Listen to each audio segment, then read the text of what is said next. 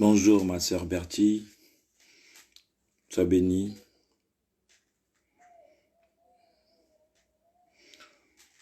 Bonjour Mohamed Abdul, sois béni.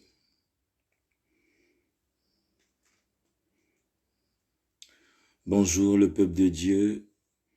Ceux dont j'arrive pas à lire les noms, en tout cas, je m'en excuse parce que c'est pas trop visible, je crois. Donc je vous bénis dans le nom du Seigneur. Vous êtes le bienvenu encore au milieu de notre roi.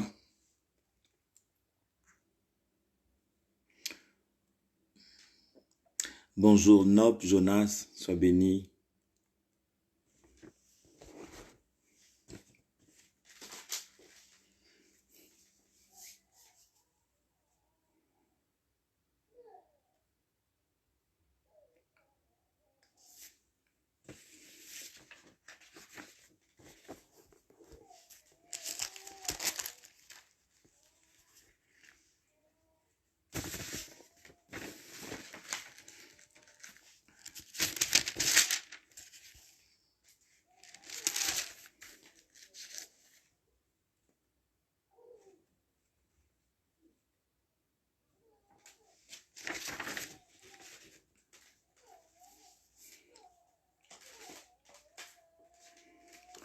Soyez bénis toute la famille, soyez bénis dans le nom de Jésus.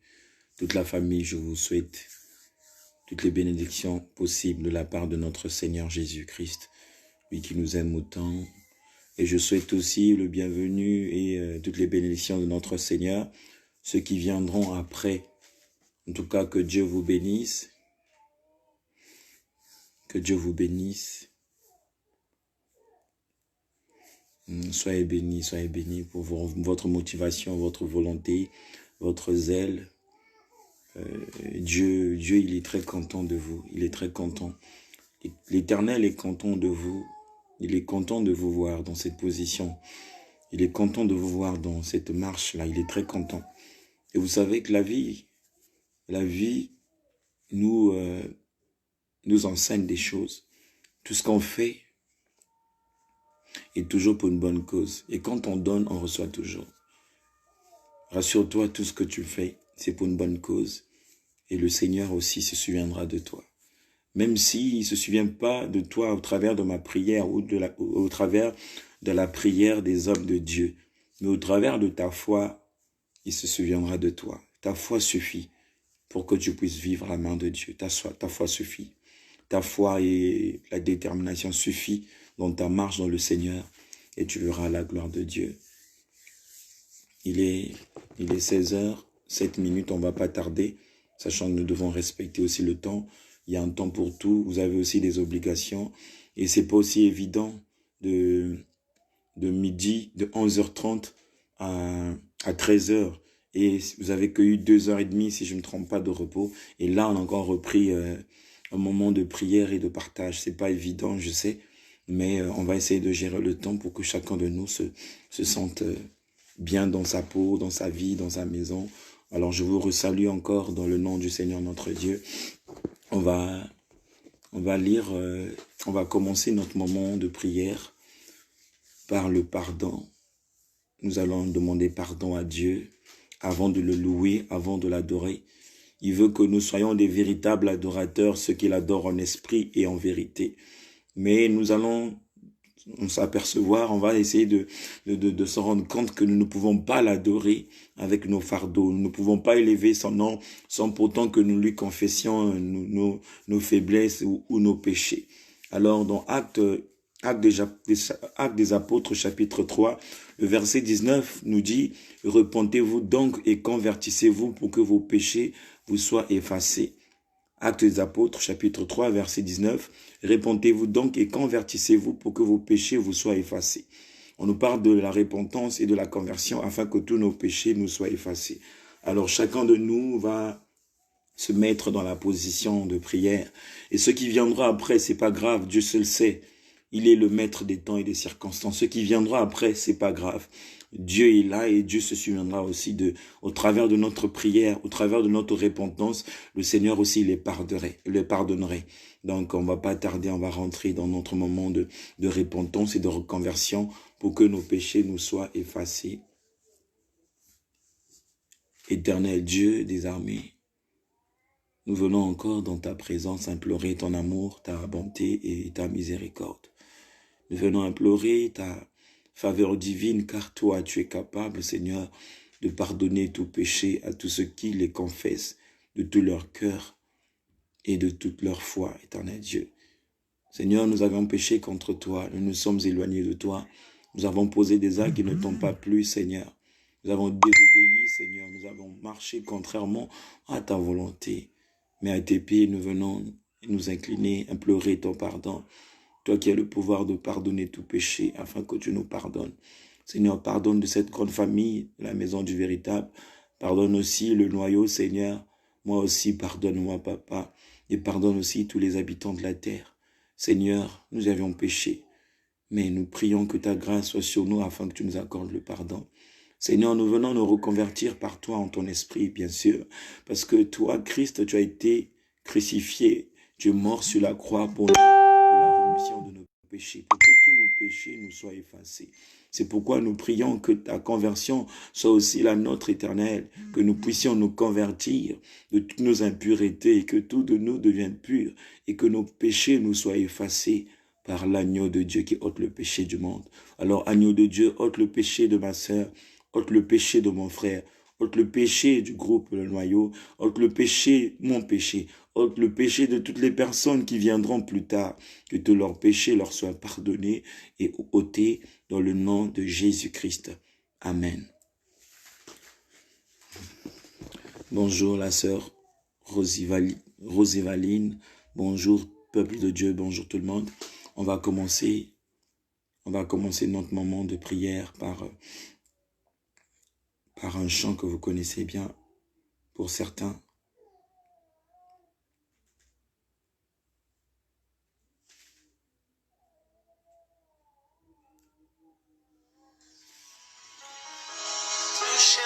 J'implore que chacun de nous soit touché dans mon âme. Quand je m'approche de Dieu, il me touche, il me change. Quand je cherche à te toucher, tu me touches. Oui, comme la femme, au sang coulant, elle cherchait à te toucher. Et c'est elle qui te touchée, totalement changée par la puissance de ta présence. Écoute les cris de nos cœurs, Seigneur, notre Dieu. Nous venons dans ta présence implorer ton amour. Quand tu entends ceux qui crient ton nom, nous venons crier à toi, qui invoqueront le nom du Seigneur, oui, tous qui crieront son nom, jamais ne seront pareils. Jamais. Entends nos prières, entends nos cris, entends-nous t'appeler, entends-nous t'adorer, prononcer, déclarer ton nom, nous crier à toi. Oh Dieu de grâce, c'est pourquoi tous ensemble nous crions à toi. Je crie à toi. Oui, Seigneur, mon Dieu, nous crions à toi, Jésus. Oh, la grande famille de la maison du véritable crie à toi, Seigneur. Tout le noyau crie à toi, moi je crie à toi, Seigneur. Je crie à toi, oh Dieu des armées, viens nous embraser par ton esprit. Viens nous remplir de ton amour et de ta plénitude, car nous soupirons, Seigneur, avec toi. Nous voulons, Seigneur, vivre la gloire comme la gloire du Fils unique venu du Père. Oh Dieu des armées, je crie à toi afin que tu puisses me remplir de ton amour et de ta plénitude. Je prie pour que tu te souviennes de mes sœurs et frères qui sont présents au Seigneur. Regarde dans quelle situation ils se trouvent, éternel Dieu. Regarde quels sont les obstacles qu'ils ont rencontrés, les situations, mon Dieu, mon roi, qui ont failli leur égarer de ce programme. Mais nous prions que toi, éternel Dieu, que tu écoutes la prière de tout ton saccage, Seigneur. Nous prions à toi, ô Dieu de grâce.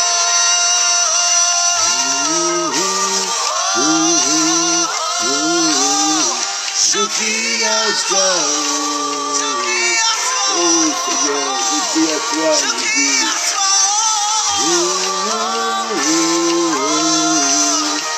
Je crie à toi,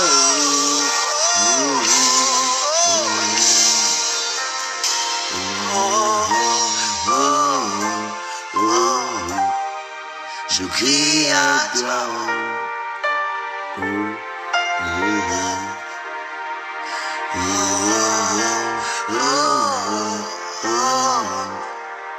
Je crie à toi. Je crie à toi, Seigneur. Seigneur, je crie à toi avec cette grande famille. Nous avions besoin de toi, ô Dieu, parmi des armées. Tu as dit, tu es celui qui crée la prière, qui agrée la prière du juste, Seigneur. Oh, nous nous inclinons devant ta Seigneurie pour implorer ta puissance, pour implorer ton autorité, pour implorer ta miséricorde.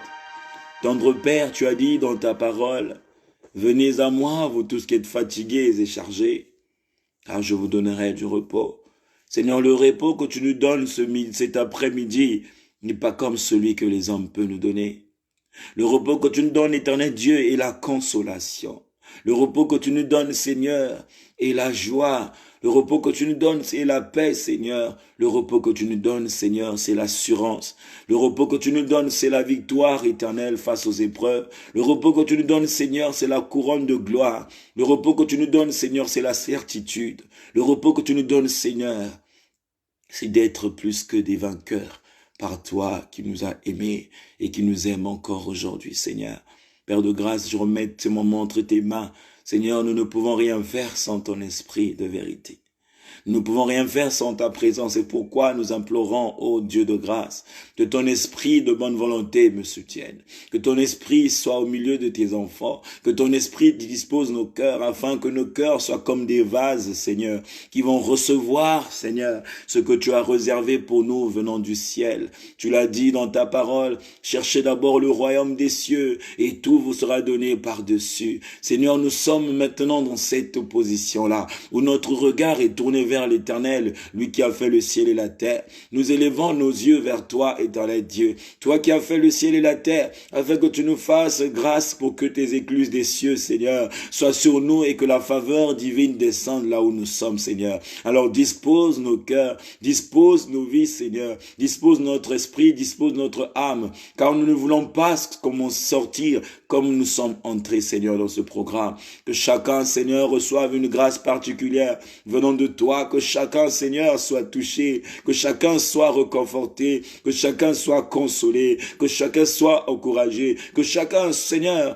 trouve, Seigneur, ce que son cœur désire. L'a dit, comme le dit ta parole, fais de l'Éternel tes délices, et il accomplirait ce que ton cœur désire. Nous voulons faire de toi nos délices, Seigneur, pendant ces moments de confinement et de retraite, afin que nous ayons ce que notre cœur désire. Nous voulons faire de toi, Seigneur, notre priorité, afin que ce que notre cœur désire, que nous l'obtiennons par toi, Seigneur. Tu as dit, tu n'es pas un père qui donne à son fils la pierre à la place du pain, Seigneur. Tu donnes toujours à ton fils ou à ta fille ce qu'il te demande. Alors, Seigneur, nous voulons être un avec toi, une même pensée, un même esprit, Seigneur. Ô Dieu de grâce, remplis-nous de ta plénitude, dispose notre cœur, aide-nous, Seigneur, et fortifie-nous, Seigneur, dans cette marche, Seigneur, dans le nom de Jésus, dans le nom de Jésus, dans le nom de Jésus.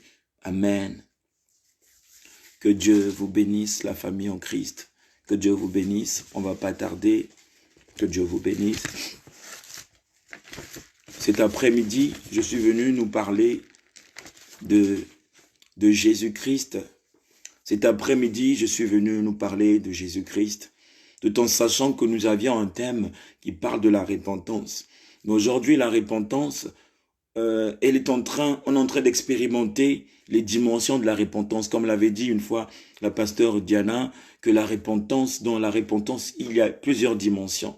Et vous avez aussi suivi tout à l'heure le frère Eric quand il est passé, quand il a enseigné, il a vraiment insisté sur l'amour, il a vraiment insisté sur comment renoncer à tout ce que nous avions amassé ou encaissé, ou les épreuves qui ont failli nous faire chuter. Vous avez vu comment il a aussi conduit. C'est toujours dans la même marche de la repentance. Alors cet après-midi, je suis venu nous parler de Jésus-Christ. Et la Bible nous dit ceci, que nous devons être ses imitateurs. Alors celui qui imite Jésus-Christ, il a la victoire. Celui qui imite Jésus-Christ, il ne sera pas vaincu. Celui qui imite Jésus-Christ, il aura la solution à son problème. Alors, sans plus tarder, on va prendre nos Bibles dans Luc chapitre 3, versets 21 et 22. Luc chapitre 3, verset 21 au verset 22. La Bible nous dit ceci. Tout le peuple se faisait baptiser. Jésus fut assis. Non, excusez-moi. Tout le peuple se faisait se faisant baptiser, Jésus fut aussi baptisé, et pendant qu'il priait, le ciel s'ouvrit, et le Saint-Esprit descendit sur lui sous forme corporelle, comme une colombe, et une voix fit entendre du ciel ces paroles: Tu es mon fils bien-aimé, en toi j'ai mis toute mon affection. Ici, on nous parle de Jésus-Christ, qu'il y avait une multitude de personnes qui se faisaient baptiser, et on nous parle aussi de Jésus, lui aussi, il s'est fait baptiser, et pendant qu'il priait, le ciel s'ouvrit.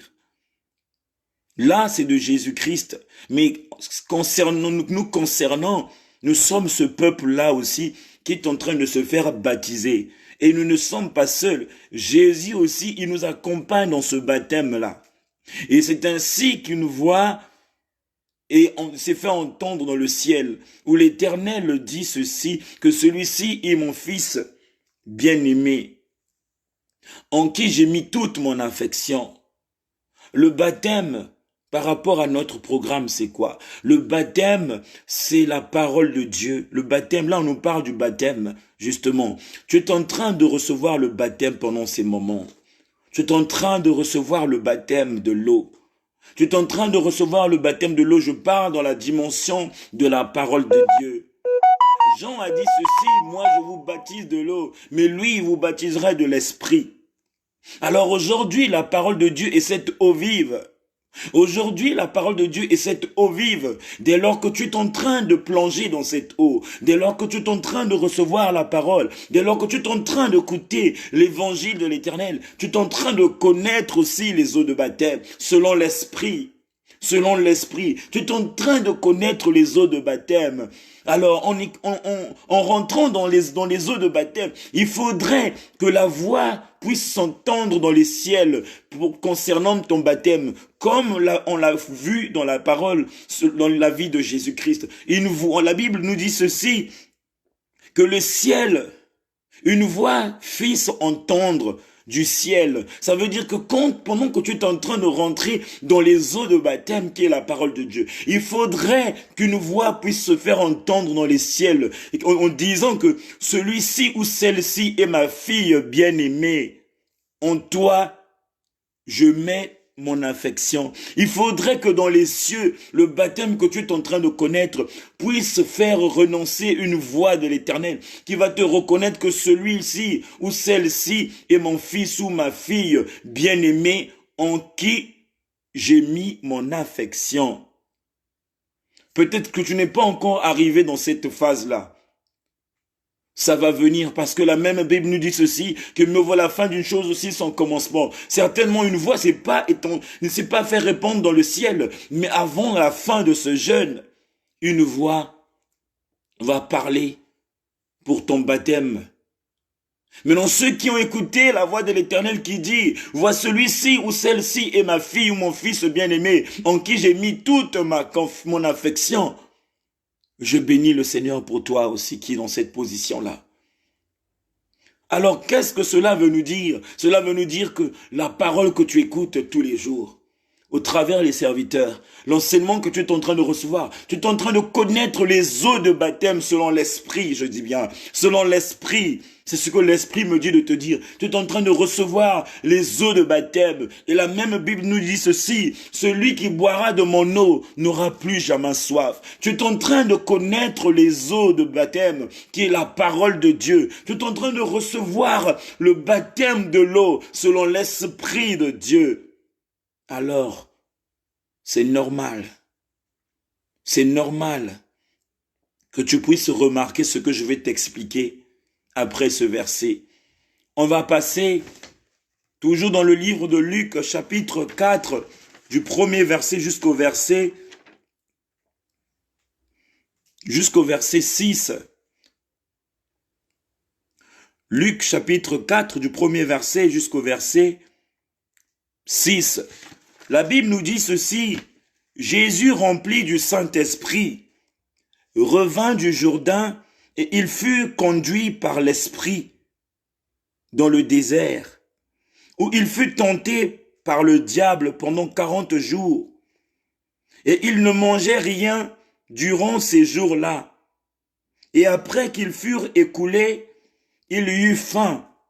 Le diable l'ayant élevé lui montra un instant tous les royaumes de la terre et lui dit, je te donnerai toutes ces puissances et la gloire de ce royaume, car elle m'a été donnée et je te le donne et je la donne à qui je veux.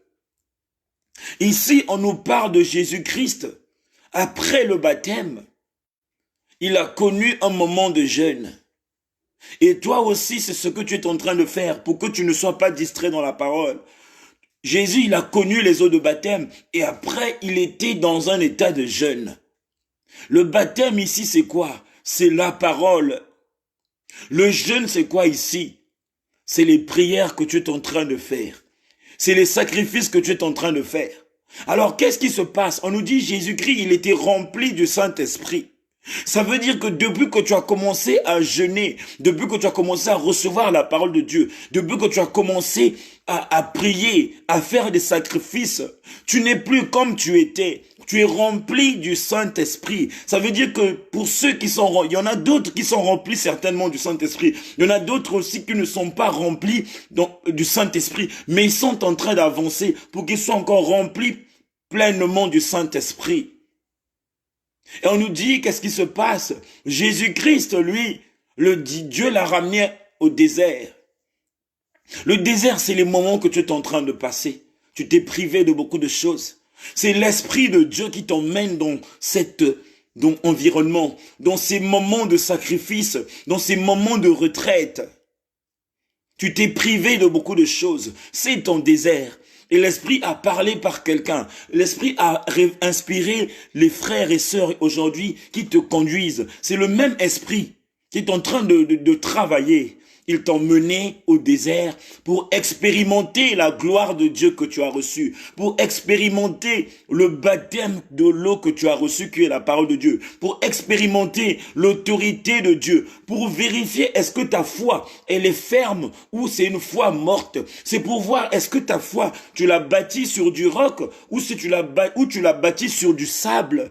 Il y en a certains qui ont eu à bâtir leur foi sur du sable. Dès lors que l'épreuve est venue, la foi, elle est tombée, s'est écroulée. Mais ceux qui ont bâti leur foi sur du roc, quelles que soient les épreuves, quelles que soient les tentations, ils résisteront. Pourquoi? Parce que leur foi a été bâtie sur la parole. Ils ont écouté la parole. Ils ont gardé la parole en Dieu. Et quel que soit ce qui arrivera, ils tiendront bon parce que c'est plus eux qui vivent, mais c'est Christ qui vit en eux. Ils ont bâti leur foi en Jésus-Christ. C'est pourquoi ils sont forts. Maintenant, ça peut arriver qu'il y ait des gens qui aient la foi, mais ils ont bâti la foi sur du sable. Dès lors que les épreuves arrivent, ils sont tombés.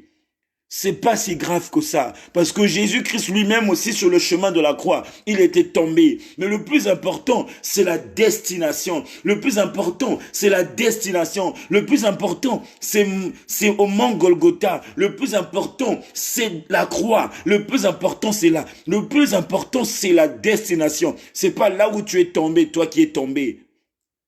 C'est pas là où tu es fort, toi qui es fort en ce moment. Le plus important, c'est la destination. Comme le dit la parole de Dieu, que mieux vaut la fin d'une chose que son commencement. Certainement, toi qui es tombé, tu n'étais pas bien préparé, tu étais surpris, d'où tu as du mal vraiment à rentrer complètement dans le programme. Si cette parole t'est adressée, c'est pour que maintenant que tu rentres complètement dans le programme, que tu rentres totalement, pour que tu ne puisses plus tomber quand le vent va souffler. Alors toi qui es forte, toi qui es fort en ce moment, qui a affermi, demeure dans cette position. Car le plus important, c'est la destination qui est importante. C'est la destination. On nous dit que Jésus-Christ, il était rempli du Saint-Esprit. Après le baptême, après que tu aies reçu la parole de Dieu, tu n'es plus comme tu étais, le Saint-Esprit est sur toi. Comme il est sur toi, l'Éternel permet qu'il puisse te tester. Dieu permet qu'il puisse te tester pour voir est-ce que ta foi est ferme, est-ce que tu y es fixe en ce moment, est-ce que le Jésus que tu as accepté comme Seigneur et Sauveur, tu es capable de rester à côté de lui, est-ce que tu y es accroché sur la brèche, est-ce que tu t'es accroché au cep? La Bible nous dit que Jésus-Christ est le cep, et nous sommes les vignerons, les serments. Alors il faut que tu t'accroches à la parole de Dieu. Tout ce que tu reçois, tu dois t'accrocher sur ça pour qu'il n'y ait pas une déconnexion. Mais s'il y a une déconnexion, certainement, tu n'étais pas accroché au cep. Tu as écouté le cep, mais tu n'étais pas accroché à lui. Alors tu dois t'accrocher à lui parce que c'est normal que tu puisses être testé. On ne peut pas monter sans être testé. On ne peut pas monter sans pourtant que tu puisses passer au test. Et voilà l'exemple de Jésus lui-même. Il fut testé par le diable. Une personne qui est remplie d'un programme de 21 jours de jeûne. Une personne qui est remplie d'un programme de 3 semaines de jeûne. Une personne qui est remplie d'un programme de 2 semaines de jeûne. Mais que le diable se permet de venir le tenter. C'est que le diable sait que la personne est en train de monter. C'est que le diable sait que la personne n'est plus la même. C'est que le diable sait que la personne là risque de remporter la victoire. C'est que le diable sait que la personne là va me mettre à terre. C'est pourquoi dans sa rage, dans sa ruse, il s'approche de Jésus-Christ pour venir le tester. Et ce qui est capital, c'est que le diable connaît la parole. Le diable connaît la parole.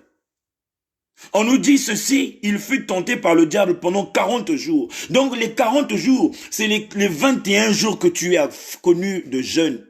Où tu es en train de connaître. Là, Jésus-Christ, sa tentation a pris 40 jours.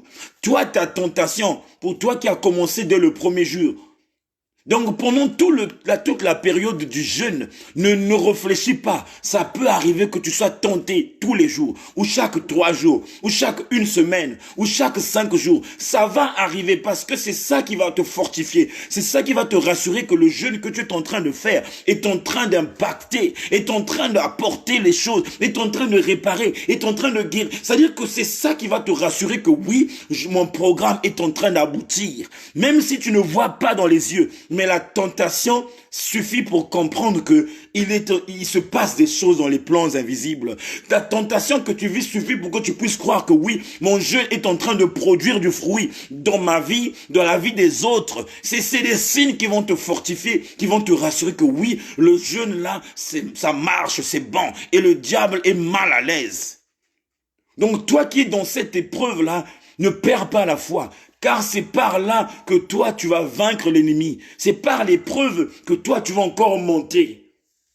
Il a été tenté lui-même. Mais regardez la tentation du diable. La tentation du diable est limitée. Le diable, il y a des endroits où il ne peut pas mettre pied. Il peut tenter la chair, mais il ne peut pas tenter l'âme. Il ne peut pas tenter l'esprit de celui qui est en Christ. Dès lors que tu es connecté avec Christ, le diable ne peut pas venir tenter ton esprit, mais il va tenter le côté charnel. Il va tenter le côté de la chair. On va essayer de comprendre. Le diable s'est rendu compte que Jésus-Christ, il avait faim. Mais en réalité, il n'avait pas prophétisé. En réalité, il n'avait pas vu avec les yeux spirituels. C'est qu'il sait une personne, quand elle est en jeûne, elle ne mange pas. Donc, il n'y a pas eu de magie pour comprendre que Jésus-Christ avait faim. Mais il croyait tromper la vigilance de Jésus en disant que tu as faim. Si vraiment tu es le Fils de Dieu, transforme ces pierres en pain. Mais c'est pas la magie. Il n'a rien dit d'extra à Jésus-Christ. Cela ne pouvait pas paniquer Jésus-Christ. C'est que normal, tout le monde le sait, quand on est en jeûne, on se prive de la nourriture. Donc qu'est-ce qu'il avait dit? Quelle prophétie qu'il avait dit de merveilleux pour épater Jésus-Christ? Il dit, si vraiment tu es le Fils de Dieu, là tu as faim, transforme. Jésus aussi lui répond dans son langage. C'est-à-dire lui répond dans un langage très bas.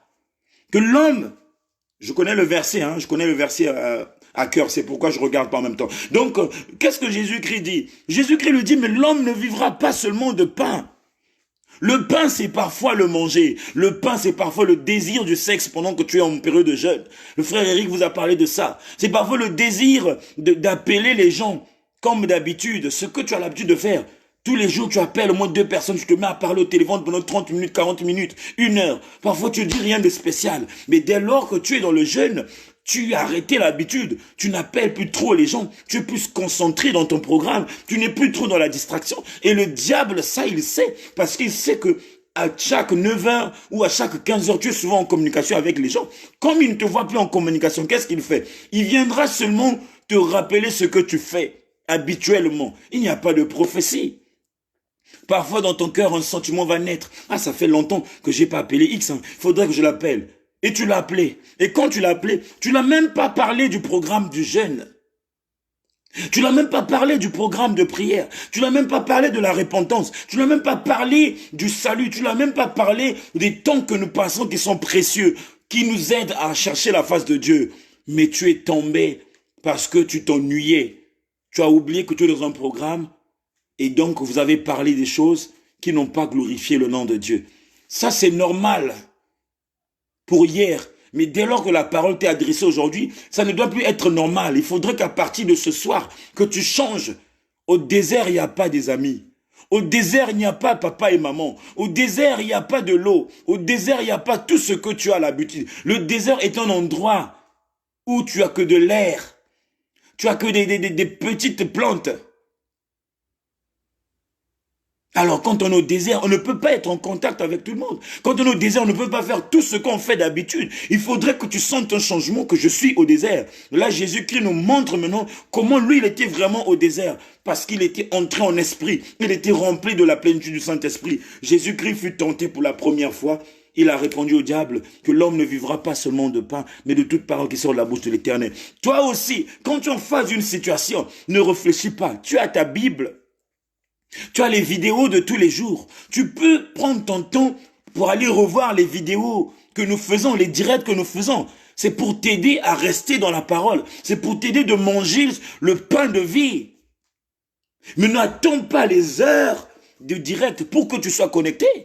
Tu peux avoir aussi tes écouteurs pendant que tu es en train de faire quelque chose, tu prépares. Mais pour que tu ne sors pas du désert, tu écoutes la prédication. C'est ça aussi le pain de vie. C'est pas parce que c'est pas facile dans la chair. Mais si tu te connectes à l'esprit à chaque instant, pendant que tu es en train de préparer, tu as tes écouteurs, tu écoutes la louange. C'est une façon aussi de manger le pain de vie, de demeurer dans le pain dont Jésus-Christ parle au diable. Un peu, quand on avance un peu, il nous dit aussi ceci, que le diable l'emmenait dans une autre dimension.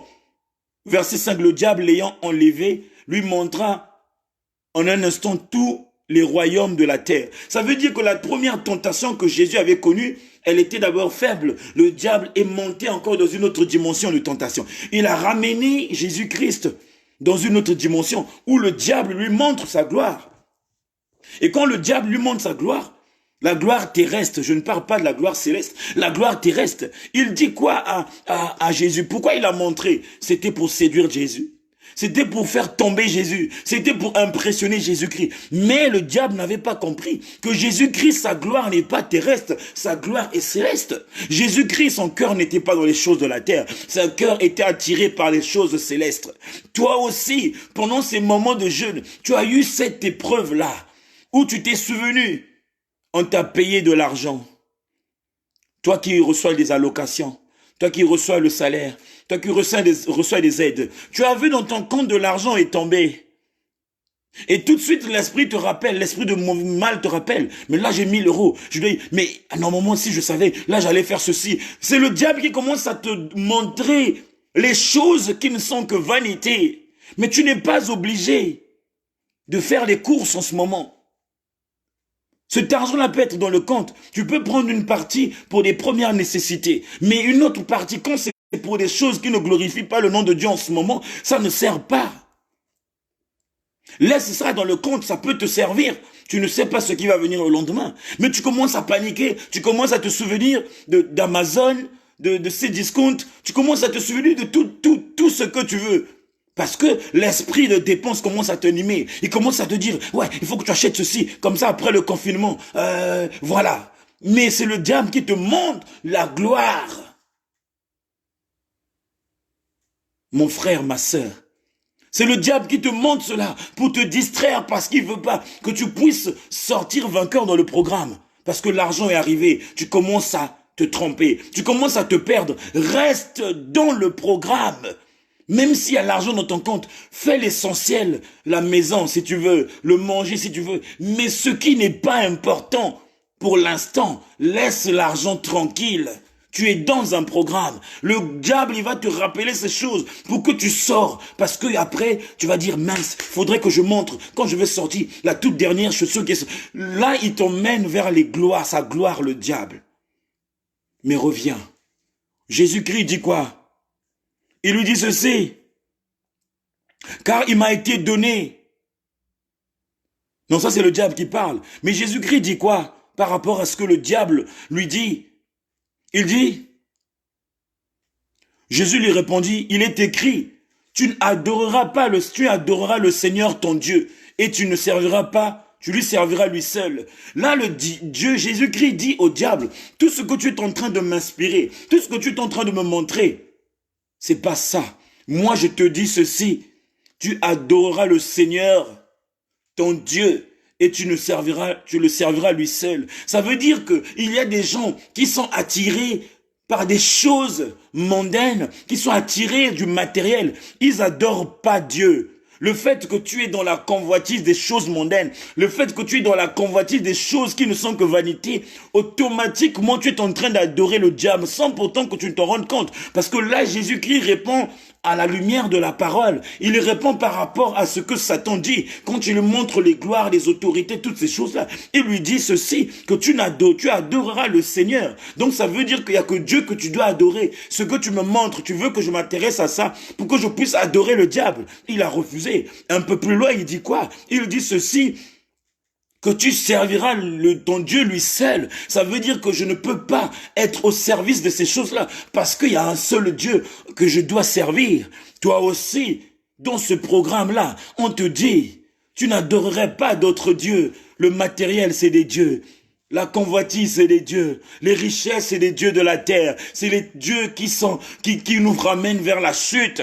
Mais tu dois adorer le véritable Dieu. Celui-là qui t'a mis en confinement, celui-là qui te fait comprendre que là où tu te trouves, tu as des maisons, tu as eu des maisons, des belles voitures, tu as des vêtements, mais en ce moment, tu fais rien de ces choses-là. Tu ne peux même pas sortir, tu ne peux même pas rouler, tu ne peux pas aller t'amuser parce que c'est qu'une vanité. C'est qu'une vanité. Même quand l'Éternel viendra te chercher, tu n'iras pas avec toutes ces choses, mais il te fait comprendre que toutes ces choses que tu as, hier, c'était tes dieux. Mais là, il vient te dire, tu adoreras ton Seigneur. Il faudrait que tu aies seulement un seul adorateur, ton Dieu. Et tu dois servir aussi un seul Dieu. Je m'arrête là. Pourquoi le Seigneur nous parle? C'est parce qu'il sait que hier, nous avions failli. Mais par sa bonté, il nous a parlé en nous donnant l'image de Jésus-Christ, que c'est normal que tu sois dans une période de persécution parce que tu es rempli de la plénitude de Dieu. Tu es rempli de la grâce de Dieu. La main de l'Éternel est sur toi. Tu n'es plus seul. Le Saint-Esprit est là. Il est en train de t'affermir dans ce programme. Il est en train de te rassurer. Il est en train de t'encourager dans ce programme. C'est pourquoi le diable vient te persécuter. C'est normal. C'est ça, des signes qui vont rassurer ta foi qu'il se passe des choses. Que le diable, en ce moment-là, il a chaud. Il a chaud. Il a chaud. On va écouter la parole on va écouter une chanson qui va nous aider à monter un tout petit peu et après on va entrer dans la parole de Dieu. Ça, c'était une exhortation pour rassurer ceux qui se sont abattus, pour leur donner de la force à la lumière de la parole. C'est une exhortation que je viens de communiquer pour que ceux qui sont tombés, qui ne perdent pas l'espoir, qui n'abandonnent pas, car mieux vaut une fin une chose que son commencement. Même si tu es tombé après une semaine, si l'Éternel a tout payé sur la croix pour toi et moi, ça veut dire qu'il y a encore de l'espoir. Et encore l'espoir, car mieux vaut la fin d'une chose que son commencement. Ça ne veut pas aussi dire parce que tu es tombé, que tu dois encore accepter de tomber. Non, ne tombe plus. Vous savez, quand la parole t'est adressée, c'est pour te sensibiliser pour la seconde fois. Là, ne tombe plus. Parce que la première fois, Dieu a compris. Mais la deuxième fois, il ne va pas comprendre parce qu'il t'a sensibilisé. Toi qui es tombé, on te dit maintenant de te lever. Jésus-Christ n'est pas tombé parce qu'il avait la parole. Toi qui es tombé, tu as reçu la parole, mais tu n'avais pas gardé la parole. C'est pourquoi tu es tombé. Maintenant là, pendant que tu vas recevoir la parole, tous ces jours qui restent, que tu vas recevoir la parole, que cette parole-là demeure en toi. Comme ça, quand les épreuves viendront, que tu puisses vaincre les épreuves par rapport à la parole que tu as au-dedans de toi, que tu as gardée au-dedans de toi. Je vais nous faire monter dans une louange qui va nous aider à écouter la parole de Dieu. Ça, c'était une exhortation. C'était pour affermir, relever, encourager, soutenir, rassurer ceux qui sont dans les épreuves. N'ayez pas peur de les épreuves. Ce qui compte, c'est la fin de l'épreuve. C'est pas le début. Job, il a connu des épreuves. Mais quand il a regardé au-dedans de lui, il y avait encore le contact permanent entre lui avec l'Éternel, le Rédempteur, le Saint-Esprit. C'est pourquoi il n'avait pas vraiment peur. Il n'avait pas paniqué parce qu'il savait que son Rédempteur s'élèvera le dernier. L'Esprit qui l'a dit de rentrer dans le jeûne, l'Esprit qui a permis qu'il puisse connaître des épreuves, il va s'élever le dernier pour prouver au diable que tu n'es pas fort. Tu es un tentateur, tu es un persécuteur, mais tu n'as pas la victoire sur moi. Tu n'as pas le dernier mot sur moi, mais celui qui a le dernier mot sur moi, qui a la victoire en moi, me rassure que quel que soit le temps, la victoire est pour toi et pour moi, dans le nom de Jésus. On va monter maintenant dans une louange qui va nous aider à écouter la parole de Dieu, et j'invite que chacun de nous soit concentré pendant ces moments, ne soit pas distrait, parce que la Bible dit ceci, que chanter c'est prier de foi, et chanter c'est prier de foi, et pendant la louange, l'Esprit s'il te dit de prier, tu te mets en prière, tout en sachant tu étais tombé, tu vas demander pardon à Dieu, tout en sachant que quelque part tu as failli, pendant que la louange va t'animer de prier. Ne reste pas sur moi, ne regarde pas seulement la personne qui est en face de toi, mais connecte-toi au chant, connecte-toi à l'Esprit qui va te parler. Si l'Esprit te dit va dans le pardon, va dans le pardon. Si l'Esprit te dit commence à déclarer, déclare. Si l'Esprit te dit renonce, renonce. Connecte-toi à l'Esprit. Ne te connecte pas à quelqu'un en ce moment. Ne te connecte pas à moi parce que moi-même je ne sais pas ce qui va se passer. Mais le Christ qui est là, il sait ce qui va se passer. Le Christ qui dirige ce direct, il sait ce qui va se passer. Alors tu ne dois pas passer à côté de la grâce que le Saint-Esprit a disposée pour toi, mon frère, ma sœur. On va monter par ce chant.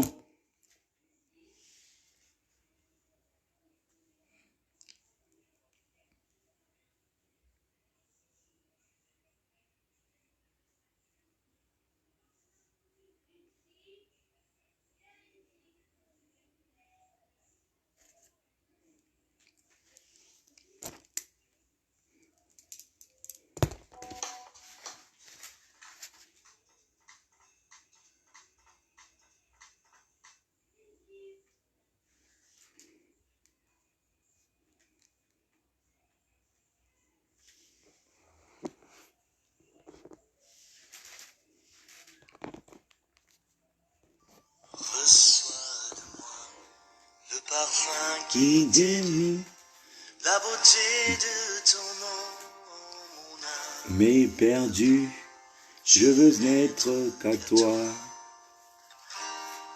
Jésus, je t'aime. Reçois le peu que je trouve à donner, tout l'amour que mes yeux n'ont pas su te donner. Je veux n'être qu'à toi. Oh Jésus, je t'aime. Exprime l'amour au Seigneur. Rien n'est plus beau que ton nom. Rien n'est plus saint que le sang du pardon. Je veux n'être qu'à toi. Jésus, mon roi. Je ne veux rien que vouloir te donner, adorer ton saint nom et ta fidélité. Je veux n'être qu'à toi. Oh Jésus, je t'aime. Oh Jésus, je t'aime. Je ne peux m'élever à ta croix, les pensées de mon cœur dans le cœur de tes voix. Je veux n'être qu'à toi. Oh Jésus, je t'aime. Oh, oh, oh, rien n'est plus beau que ton nom. Rien n'est plus saint que le sang du pardon. Je veux n'être qu'à toi, Jésus mon roi.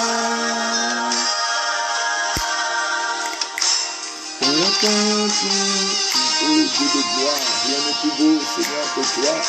Rien n'est plus beau, oh Seigneur, que toi. Rien, Père éternel, n'est plus bon que toi. Oh Dieu des armées, oh Père de bonté, je t'aime.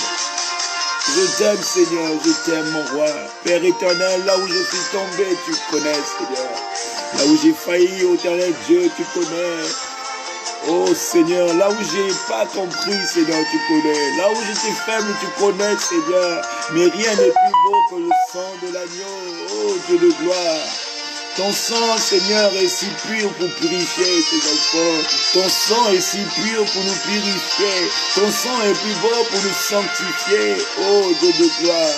Seigneur, rien n'est plus saint que toi. Rien n'est plus saint que le nom de Jésus. Rien n'est plus saint que l'amour du Seigneur.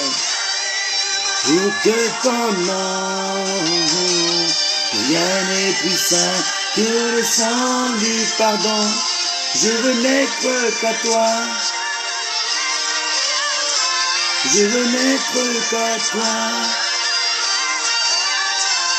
Je veux n'être qu'à toi. Jésus mon roi.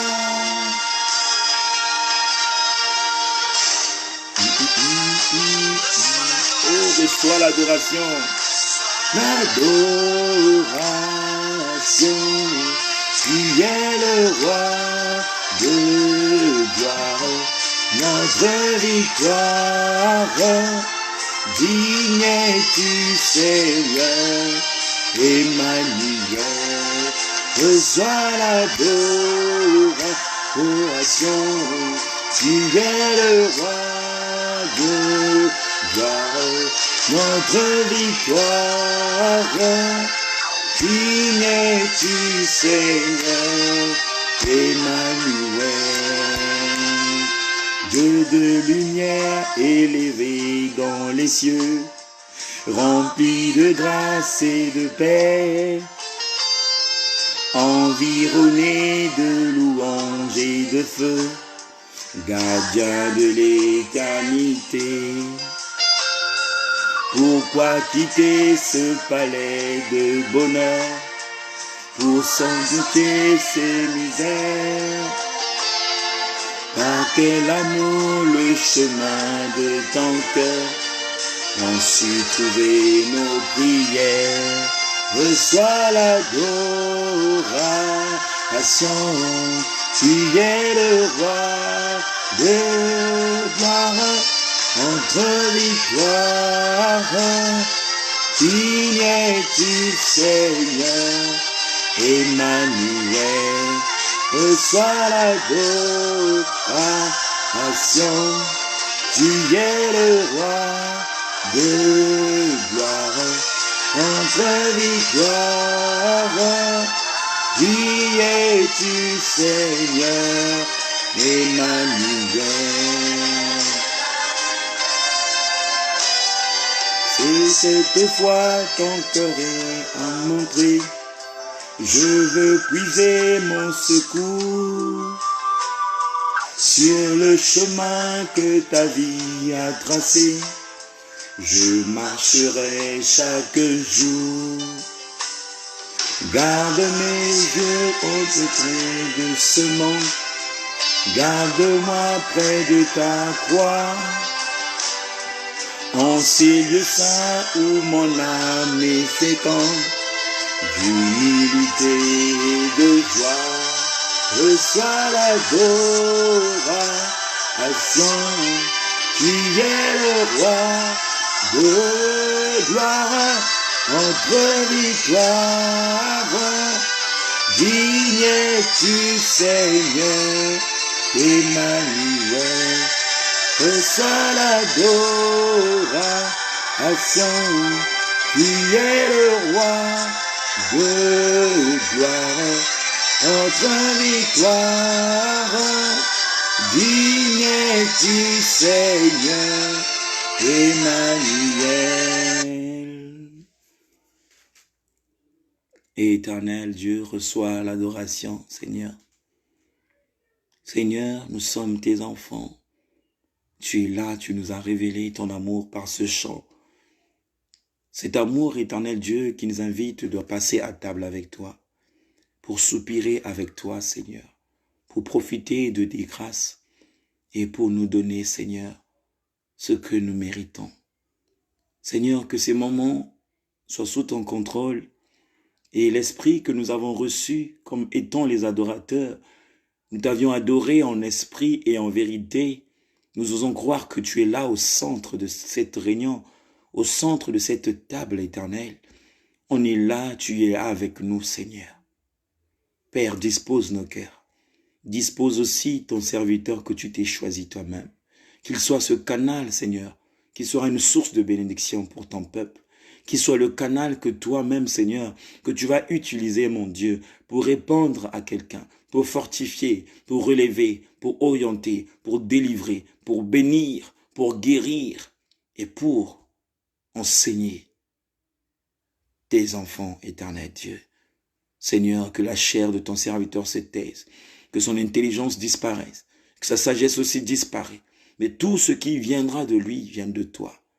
Comme dit ta parole, c'est pas ce qui rentre dans le corps de l'homme qui suit l'homme, mais c'est ce qui sort. Alors si l'esprit peut nous ramener aussi dans une autre dimension, justement, si ce qui sort en nous est pur, bénira ceux qui écoutent et celui qui le sort. Que ta parole bénisse ton peuple, que ta parole me bénisse. Dans le nom de Jésus. Amen. On va prendre nos Bibles. Notre prédication est tirée du livre de 1 Timothée chapitre 2, du premier verset jusqu'au verset 5. 1 Timothée chapitre 2, du premier verset jusqu'au verset 5.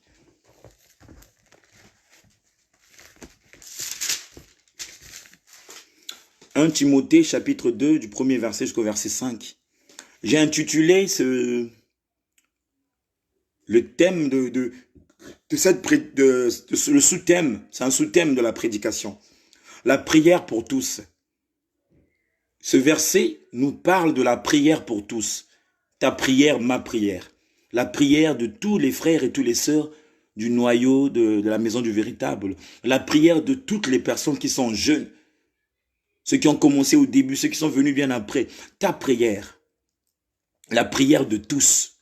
Ce que le Seigneur veut que nous fassions. Il nous enseigne cet après-midi sur une prière de tous. On va lire, il est écrit dans 1 Timothée chapitre 2, verset 1 jusqu'au verset 5. « J'exhorte donc avant toute chose à faire des prières, des supplications, des requêtes, des actions de grâce pour tous les hommes, pour les rois et pour ceux qui sont élevés en dignité, afin que nous menions une vie paisible et tranquille, en toute piété et honnêteté. Cela est bon et agréable devant Dieu notre Sauveur, qui veut que tous les hommes soient sauvés et parviennent à la connaissance de la vérité. Car il y a un seul Dieu et aussi il y a un seul médiateur entre Dieu et les hommes, Jésus-Christ, homme. Amen. Le premier verset nous dit, j'exhorte donc avant toute chose à faire des prières. Là, c'est Paul, si je ne me trompe pas, qui exhorte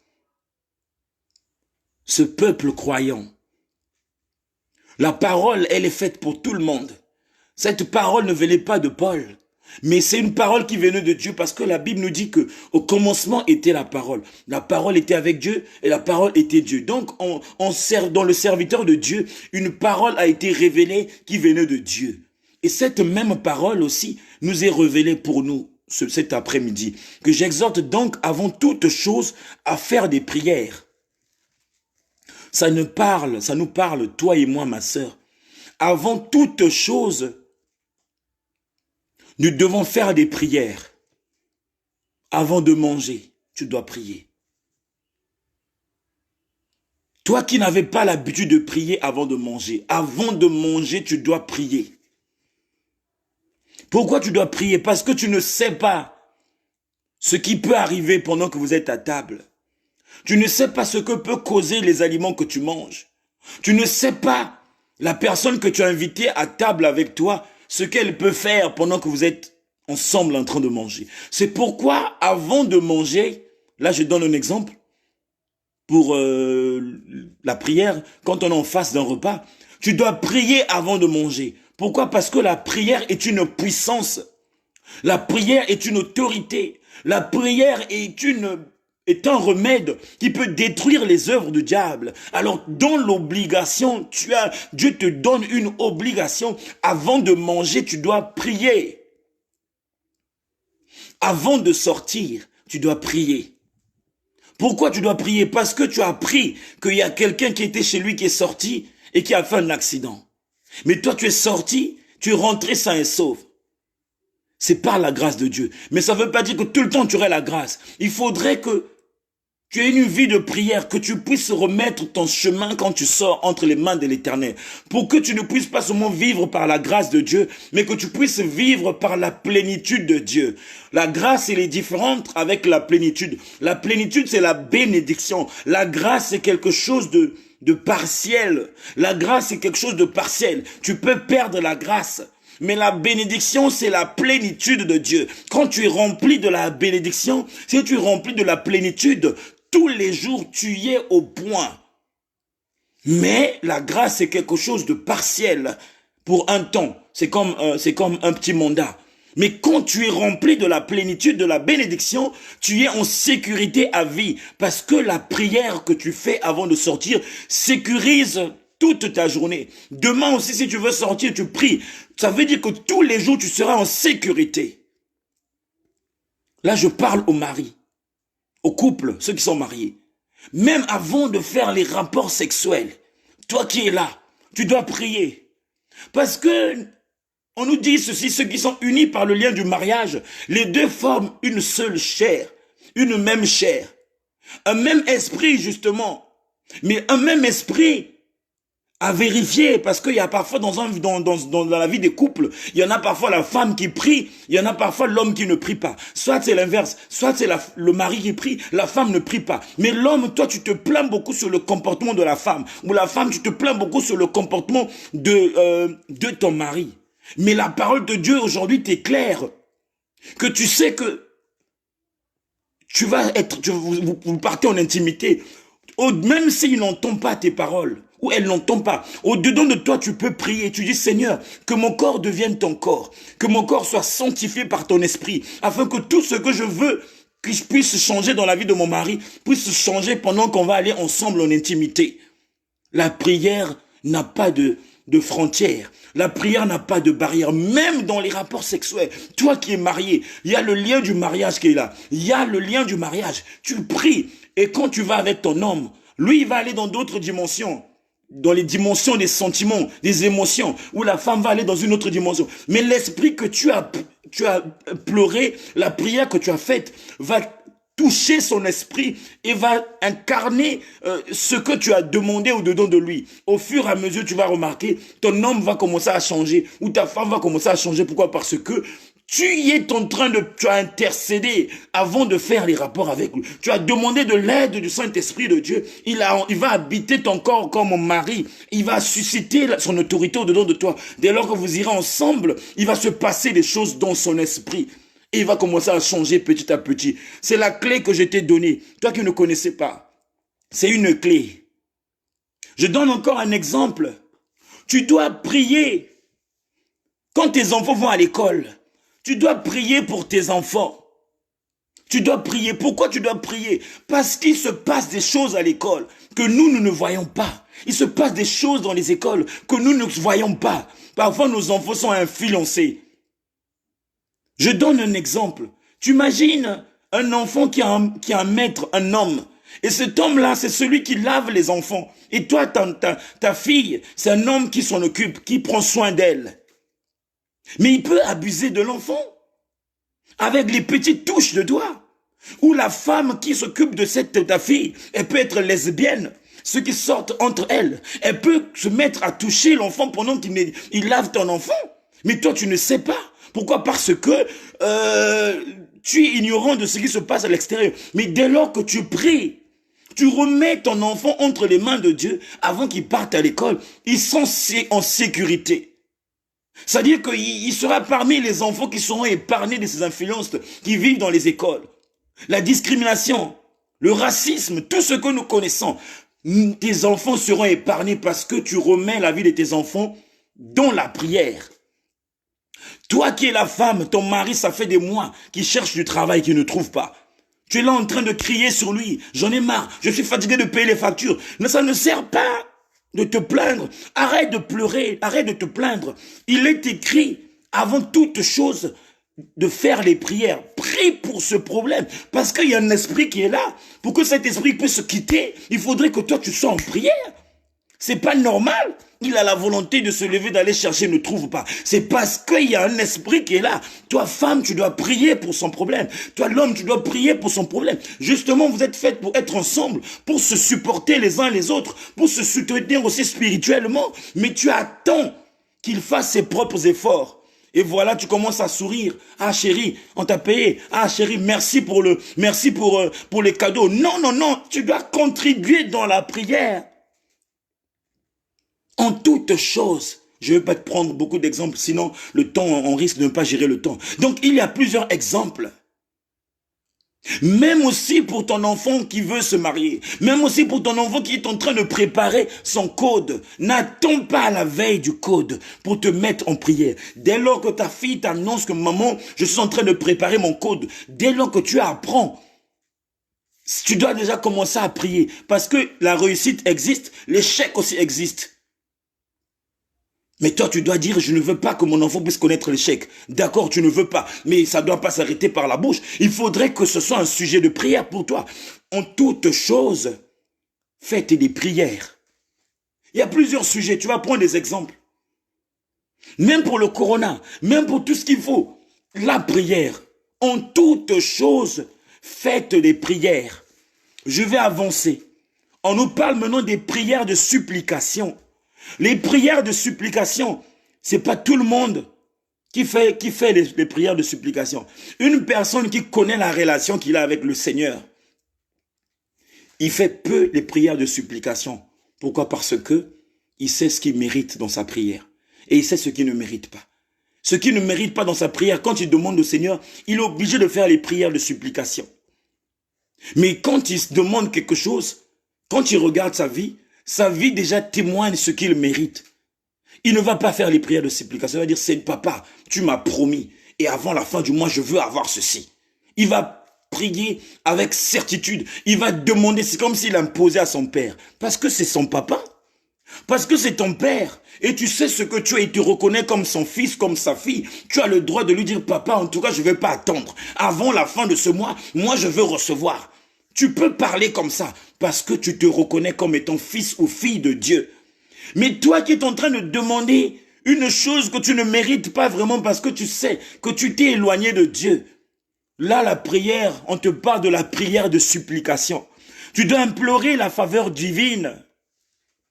Tu dois demander avec humilité, avec simplicité. Si je peux me permettre de te donner un exemple, tu vas dire, Seigneur, je sais que je ne suis pas digne, mon roi. Je sais que papa, je ne mérite pas. Parce que le problème que je te demande, ceux qui sont passés par là, ils ont fait 6 mois. Mais moi, je veux que tu résous mon problème en 1 mois. Père, c'est pas possible que tu le résous en 1 mois parce que quand je me regarde, il y a beaucoup de faiblesses en moi. Je ne suis pas digne, Seigneur. Mais papa, je prie que tu me pardonnes. Je t'en supplie, mon Dieu. Fais-moi grâce. Tu vas prier avec humilité, avec simplicité. Tu ne vas pas imposer, tu vas le supplier, étant à genoux. C'est-à-dire que la position serait même, tu vas prier étant à genoux. Tu ne vas pas te prier étant debout, parce que ce n'est pas une prière de supplication quand tu es debout. Quand tu es debout, c'est comme si tu es prêt d'être à table avec le Père. Mais quand tu sais que tu t'es égaré, la prière de supplication, avec humilité, avec un langage, une douceur, Tu dois te sentir faible devant le Seigneur. Comme David, après qu'il ait failli, après avoir tué son serviteur, il a demandé la faveur divine avec des prières de supplication. Il dormait, il priait à même le sol, la tête face au sol. Il ne pouvait même plus se mettre à genoux devant Dieu. Pour lui, il n'avait plus de la valeur devant le Seigneur. Il dormait à même le sol pour implorer la faveur divine, une prière de supplication. Il ne pouvait même pas se mettre à genoux pour regarder Dieu même. Mais il dit là, je ne sers à rien. Il était mis à terre. Une prière de supplication. Par la prière de supplication, ceux qui se sont égarés, ceux qui ont failli, trouveront grâce aux yeux du Seigneur. On nous dit, virgule, par des requêtes. C'est quoi les requêtes? Les requêtes, ça te parle des précisions. Toi qui as failli, toi qui cherches la faveur divine, il faudrait que quand tu pries, qu'il y ait des requêtes. Dans les requêtes, il faudrait qu'il y ait des précisions. Ne prie pas n'importe comment. Parce que la même Bible nous dit ceci, qu'il y a des gens qui demandent, mais qui ne reçoivent pas parce qu'ils ne savent pas demander. Mais aujourd'hui, à la lumière de la parole, l'Esprit Saint permet que j'arrive à t'expliquer pourquoi tu ne reçois pas. Parce que tu bombardes plusieurs requêtes auprès de l'Éternel. Quand tu pries, quand tu rentres dans une position de supplication, toi qui sais où tu te trouves, il faudrait que tes requêtes soient précises et claires. Je donne un exemple. Hier, j'ai donné cet exemple-là quand j'enseignais sur mon Facebook. Si tu as 3 problèmes qui te préoccupent, la première situation peut être, par exemple, la santé. La deuxième peut être de l'argent. La troisième peut être un voyage. Avant d'aller déranger le Père, avant d'aller déranger le Seigneur, toi-même regarde d'abord entre les 3 situations. Quel est le problème le plus important que tu veux que le Seigneur puisse résoudre?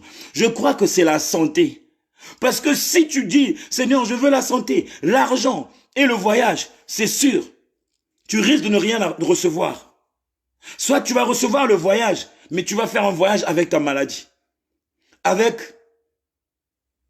peu d'argent dans ta poche. Mais si tu sais qu'en priorité, c'est la santé, tu dis, Seigneur, en ce moment, j'ai que besoin de la santé. Le Seigneur sait qu'il n'y a pas que la santé, il y a aussi les finances et le voyage. Mais dès lors que tu lui précises sur la santé, il sait ce que tu veux en premier. Là, tu lui offres une requête. Seigneur, ma santé d'abord. Tout n'est que vanité, mais ma santé est plus importante. Parce que si je ne suis pas bien, je peux faire un voyage, mais connaître des obstacles. Si je ne suis pas en bonne santé, l'argent là ne peut pas acheter ma santé. Mais toi, tu es ma santé. Là, tu adresses une requête sur la santé. Et si Dieu te répond par rapport à ça, s'il te dit ne t'inquiète pas, je vais te guérir. S'il te répond au travers de sa parole, là tu peux passer à autre chose. Dès lors qu'il ne te répond pas dans sa parole, ou par une vision, une révélation, ne lâche pas ma sœur. Demeure, persévère à implorer la santé, jusqu'à ce qu'il te dise j'ai compris. Jusqu'à ce qu'il te réponde. Et là après tu vas sur autre chose. Les requêtes, priez avec précision. Ne priez pas pendant longtemps comme les pharisiens. Ne multipliez pas des prières. Parfois, à un moment donné, ça devient le bruit dans les oreilles du Seigneur. Il veut faire grâce parce qu'il sait que tu es rentré en jeûne. Et tu sais que tu es rentré en prière. Mais il entend le bruit. Tu lui dis beaucoup de choses à la fois. Il ne sait pas qu'est-ce que tu veux en vrai. Il ne sait pas qu'est-ce que tu veux en premier. Mais il ne peut pas tout te donner à la fois. Parce que quand tu vas te donner quelque chose, lui aussi veut avoir son intérêt dans ce qu'il va te donner. S'il te donne la santé, il veut qu'à la fin, quand tu lui rendes grâce aussi, il veut que tu témoignes aussi de son amour, de sa bonté, que tu le sers aussi. Mais tu lui demandes 3 choses à la fois. Mais tu es gourmand. Tu es profitonniste, donc tu es celui qui profite. Donc tu veux seulement profiter des grâces du Seigneur. Mais lui, il va recevoir quoi? Mais demande-lui la santé. Quand tu lui demandes la santé, si tu précises, Seigneur, si tu me donnes la santé, Père, je demeurerai dans la foi. Le Seigneur, il va être sensible à toi parce qu'il sait que quand tu n'es pas en bonne santé, tu ne peux pas bien prier. Mais dès lors que tu es en bonne santé, tu peux te mettre à genoux pour jeûner. Tu peux te mettre à genoux pour élever son nom. Mais si tu n'es pas en bonne santé, pendant que les autres sont à genoux, toi, tu ne peux pas être à genoux parce que tu vas mal. Mais il faudrait qu'il te donne la santé. Et quand tu lui demandes la santé, dis au Seigneur, Père, si tu me donnes la santé, Il faut qu'il y ait une promesse aussi dans ce que tu demandes à Dieu. C'est le donnant-donnant. Dès lors que Dieu trouve l'intérêt dans ce que tu lui demandes, il va agir, il est sensible. Il est sensible. On va avancer. Précise dans tes prières. On va avancer. On nous dit des actions de grâce. Les actions de grâce, c'est ce que tu dois promettre à Dieu. Quand tu fais une prière, Père, Anne avait fait une prière, avait dit, Seigneur, si tu me donnes cet enfant, je te le donnerai en sacrifice. Action de grâce. Cet enfant-là, je te le donnerai. Anne n'a pas attendu l'accomplissement de la promesse pour lui rendre grâce à Dieu. Mais pendant qu'elle demandait, elle avait la foi qu'elle devait recevoir, mais elle accompagne sa foi par une action de grâce. Père, si tu me donnes ceci, je te donnerai cela. L'Éternel il était obligé de donner parce qu'il a trouvé son intérêt dans ce que son enfant lui demande. Toi, tu demandes à Dieu, mais il faudrait que tu mettes quelque chose dans ta demande qui va glorifier le nom de Dieu pour que ton Père, il agit, qu'il fasse dans ta vie. C'est ça, c'est le donnant-donnant. Ce que vous voulez qu'on vous fasse, faites-le pour les autres. Si tu veux que le Seigneur se souvienne de toi, qu'il accomplit, qu'il te donne, donne-lui. C'est mathématique. Il n'y a rien pour rien. Dans le monde, chez le diable, il n'y a rien pour rien. Chez Dieu aussi, il n'y a rien pour rien. Mais Dieu ne demande pas le matériel. Il demande seulement le cœur de l'homme. Il demande seulement la foi de l'homme. Il demande seulement l'obéissance. Il ne demande pas plus que ce que tu ne peux pas avoir. Dieu, ce qu'il te demande, c'est des choses que tu peux lui donner quand tu veux. Si tu décides une résolution, une décision, c'est des choses que tu vas lui donner qui ne te coûtent rien du tout. Mais le diable, il va te donner, demander des choses qui vont coûter toute ta vie. Ne demande pas sans action de grâce. Quand tu es rentré dans le jeûne, tu es en train de demander pardon, d'accord. Mais dans ce programme-là, dis au Seigneur, je sais que Seigneur, je ne sortirai pas comme je suis entré. Mais pendant ce jeûne, je te donne cette action de grâce. L'action de grâce peut être des bonnes œuvres. Tu vas réfléchir. Ça fait un moment, on ne nous enseigne pas sur la dîme. Mais les jours passés, j'avais écouté sur la dîme. Mais Seigneur, pendant mon moment de jeûne, je veux me préparer pour donner la dîme. Je ne te dis pas de donner la dîme à la maison du véritable. Non. Je ne t'ai pas dit aussi de ne pas le donner à la maison du véritable. Non. Parce que parfois, quand on sort les choses, chacun comprend à sa façon. Mais je veux t'éclairer. Je te donne un exemple. Que pendant que tu es en train de faire de jeûne, tu dois faire des actions de grâce. Ça peut être, tu te souviens d'une personne qui a des problèmes, tu l'appelles, tu lui dis, donne-moi ton compte, je te fais un virement de 20 €. Je donne un exemple, 30, 40, 50. C'est une action de grâce qui accompagne ton programme. Tu ne peux pas rentrer dans un programme sans action de grâce. Tu ne peux pas prier, faire des prières de supplication. Tu ne peux pas adresser des requêtes sans pourtant qu'il y ait des actions de grâce qui vont avec. Il faudrait qu'il y ait des actions de grâce pour que cela produise du fruit. Dieu t'enseigne, toi, ma soeur, mon frère. Dieu nous enseigne. Et on nous dit encore, pour les actions de grâce, pour tous les hommes. Ça veut dire que les actions de grâce là, c'est pour tous les hommes. Nous devons faire des actions de grâce, tous, pour tous les hommes. Il y a S à la fin, tous les hommes. Que ce soit moi, que ce soit mes frères et sœurs de la maison du véritable, que ce soit vous qui nous écoutez, que ce soit les pasteurs qui sont en train de diriger des programmes venant de l'Éternel. Si eux-mêmes, ils ne donnent pas des sacrifices, ils ne font pas des actions de grâce, ça ne va pas aboutir. Parce que l'Éternel, il dit, j'exhorte donc avant toute chose de faire des prières, de supplications, des requêtes, des actions de grâce pour tous les hommes. Tous les hommes doivent passer par là pour trouver grâce auprès du Seigneur. Nous sommes dans une prière de supplication qui est le pardon que nous demandons à Dieu. Mais ça ne doit pas s'arrêter là. On doit être précis dans nos requêtes. Si c'était le vol, si tu étais voleur, précise le Seigneur, j'étais voleur, mais je veux changer de vie. J'étais menteur, précise-lui, je suis menteur, précise ta requête. Si tu étais dans l'ivronnerie, tu étais dans la jalousie, précise cela à Dieu. En toute humilité. Et accompagne cela par une action de grâce. Et tu verras la gloire de Dieu. Je vais sauter, je vais au verset 5 pour ne pas aller trop en longueur. Au verset 5, on nous dit, car il y a un seul Dieu et aussi un seul médiateur entre Dieu et les hommes.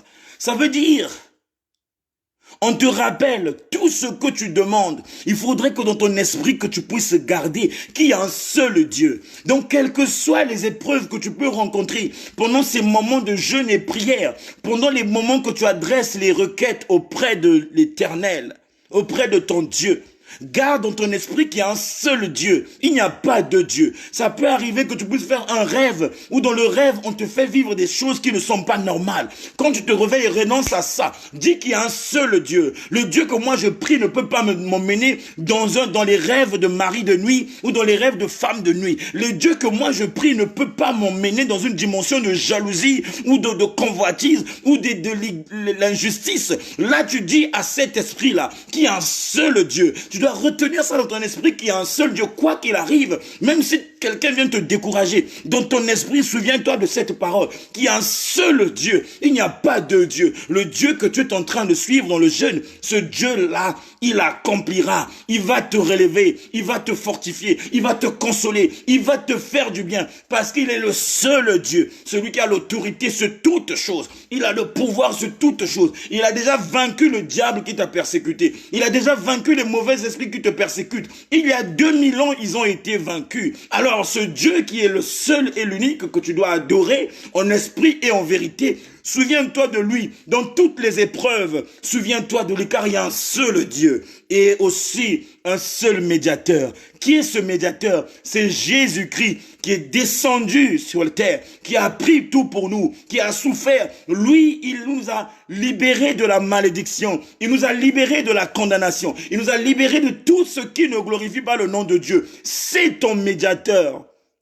Jésus-Christ, c'est ton médiateur. Quand tu es faible dans la prière, invoque seulement le médiateur Jésus-Christ, intercède en ma faveur. Tu connais son nom. Son nom est au-dessus de tous les noms. Il s'appelle Jéhovah Rapha. Il s'appelle Jésus-Christ. Et le nom de Jésus-Christ fait trembler les ténèbres. Le nom de Jésus-Christ fait trembler la maladie. Le nom de Jésus-Christ fait tomber les murs de Jéricho. Le nom de Jésus-Christ fait chasser les mauvais esprits. Dès lors que tu as un problème, tu es faible, invoque seulement le nom de Jésus-Christ, car nous avons la victoire dans le nom de Jésus. Nous avons la victoire dans le nom de Jésus. Nous avions la victoire, nous avons dans le nom de Jésus. Nous avons la guérison, la santé, la grâce de Dieu dans le nom de Jésus, parce qu'il est le médiateur.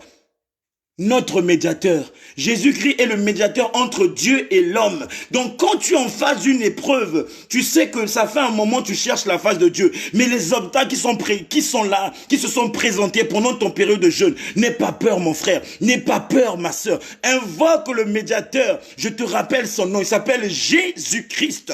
Lève-toi sur l'épreuve. Dis maintenant j'appelle à l'existence la force par le nom de Jésus-Christ. Maintenant je déclare que le nom de l'Éternel puisse faire tomber l'épreuve qui est en train de me chercher, ou les esprits qui veulent me faire tomber dans le nom. Tu connais le nom, c'est le nom de Jésus. C'est le nom de Jésus. Invoque, il est le médiateur de ta prière. Il est le médiateur de ces épreuves. Il est le médiateur entre toi et ton Dieu. Quand tu trouves que ça ne va pas, ma sœur, n'appelle pas le frère Eric, n'appelle pas maman Diana, n'appelle pas maman Freshnel, n'appelle pas papa Stevie, ne m'appelle pas. Appelle Jésus. Appelle Jésus-Christ, c'est lui le médiateur. Je suis venu te parler de ce Jésus-Christ parce que nous, parfois, nous ne sommes pas au point. Parfois, nous sommes faibles. Parfois, Dieu permet qu'on soit en repos. Mais Jésus n'est jamais en repos. Christ n'est jamais en repos. Il est assis à la droite de Dieu le Père pour intercéder pour nous 24 heures sur 24. Il est assis à la droite de Dieu le Père pour intercéder pour nous 24 heures sur 24. Il intercède 24. Il est au point, Jésus-Christ. Il est au point, Jésus-Christ. Il ne dort jamais. Il ne somnole jamais. C'est un puissant guerrier. Il est toujours au point, 24 heures sur 24.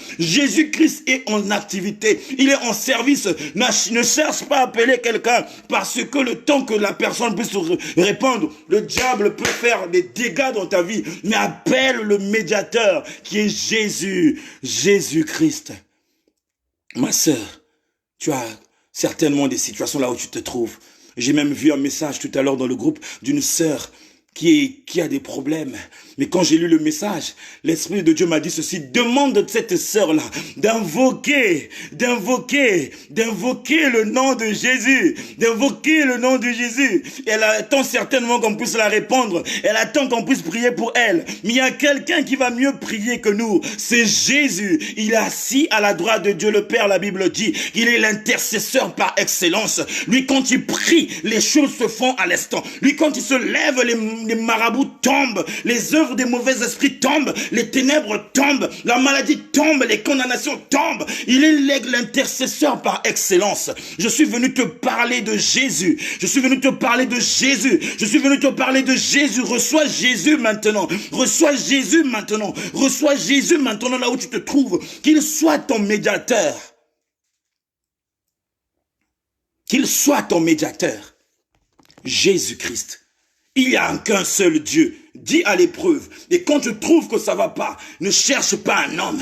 Parce que l'homme parfois n'est pas au point. Cherche le roi des rois. Lui qui a vaincu le diable sur la croix. Lui qui l'a mis à terre. Il s'appelle Jésus-Christ.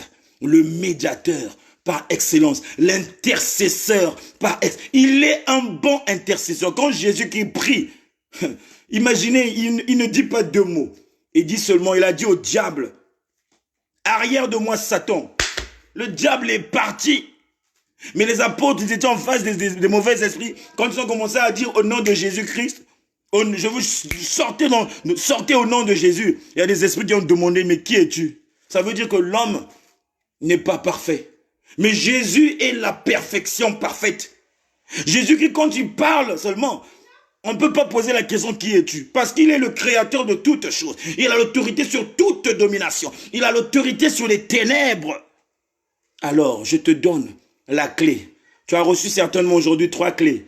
Mais je te donne la clé qui va te donner la victoire dans toute situation. Pendant cette période de jeûne, c'est Jésus-Christ qui est le médiateur.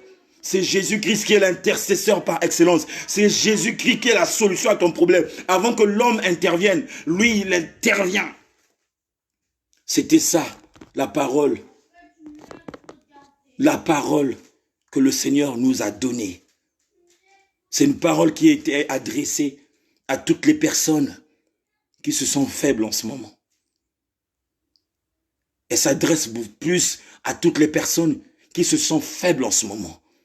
Vous avez écouté le plan de la prière. Tu es en train de demander le pardon. Oui, le diable est contre. C'est normal qu'il y ait des épreuves. Parce que Jésus-Christ lui-même, il est passé par les épreuves. Mais le diable ne l'a pas vaincu. Parce que Jésus-Christ était la victoire. Et toi, par la grâce du Seigneur, Jésus-Christ avait déjà tout fait pour que toi, tu aies le don de l'Esprit. Alors il te dit seulement: invoque-moi, je te répondrai. Et je te révélerai des choses cachées. Invoque-le. Tu as le plan. Une prière de supplication. Toi qui as noté, gloire à Dieu. Toi qui n'as pas noté, prochainement il faut noter. Une prière de supplication. Une prière. En tout instant, on doit faire des prières. En tout cas, demeure dans ça. Demeure dans ça. Et rentre maintenant avec des requêtes, des précisions. Et à la fin,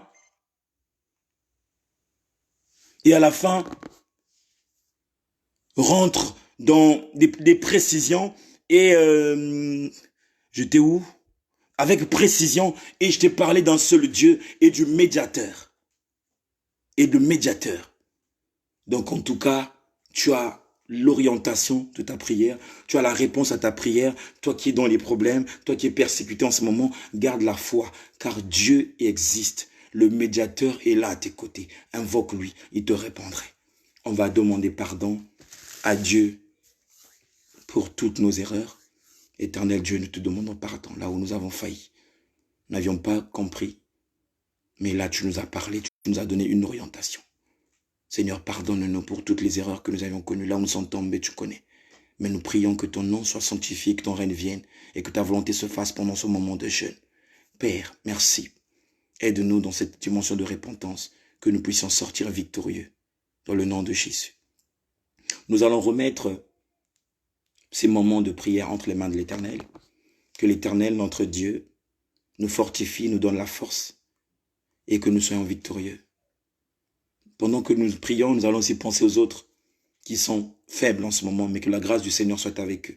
Et que la grâce de Dieu les délivre de tout vent ou toute tempête qui peut souffler dans leur vie.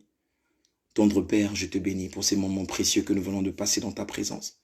Seigneur, nous voulons que toi, tu sois au centre de notre vie, de ce programme, éternel Dieu, que nous ayons la victoire, que nous soyons victorieux et que nous puissions, Seigneur, demeurer là où toi tu es, que le diable soit arrière de nous et que nous marchions selon ta parole, surtout dans l'obéissance, que nous respectons ta parole et que nous la gardons au-dedans de nous pour que ce soit une arme de défense quand nous serons face des épreuves.